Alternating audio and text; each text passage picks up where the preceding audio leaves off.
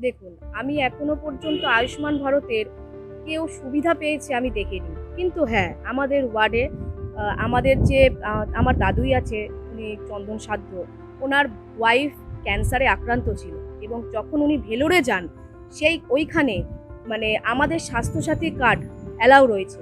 কিন্তু উনি যা বলেছে ওখানে আয়ুষ্মান ভারতের যে কার্ড আছে, সেখানে ইউপি, বিহার থেকে আসা লোক শুনে অবাক হয়ে যাচ্ছে। আমাদের জানাশোনা অনেকে তো পেয়েছে, আমরা পেয়েছি শুনেছি তো। আর আমার বাড়ির কাজের লোক যে কাজ করে বা আমাকে একজন মাসাজ করতেন, তারা এটা আরএনটি করে পেয়েছে, অপারেশন হয়েছে, কেপিসিতে পেয়েছে। কিন্তু আমরা জানতে পেরেছি বা আমার বাড়িরই কাজের রান্নার যে বউ, তার বোনই এই জাস্ট এই মাসেই হার্ট অ্যাটাক করেছিল শিশু মঙ্গলে। ও তো পেয়েছে, ও তো ওরও স্টেন বসেছে, তো 1,40,000 টাকা তো পেয়েছে। তো সেগুলো নিশ্চয়ই মানুষের তো উপকার হয়েছে। 12 বছর তো বিজেপি ক্ষমতায় আছে, তো 12 বছর ধরে কোনো আয়ুষ্মান ভারত লাগু হয়েছে বলে আমার জানা নেই।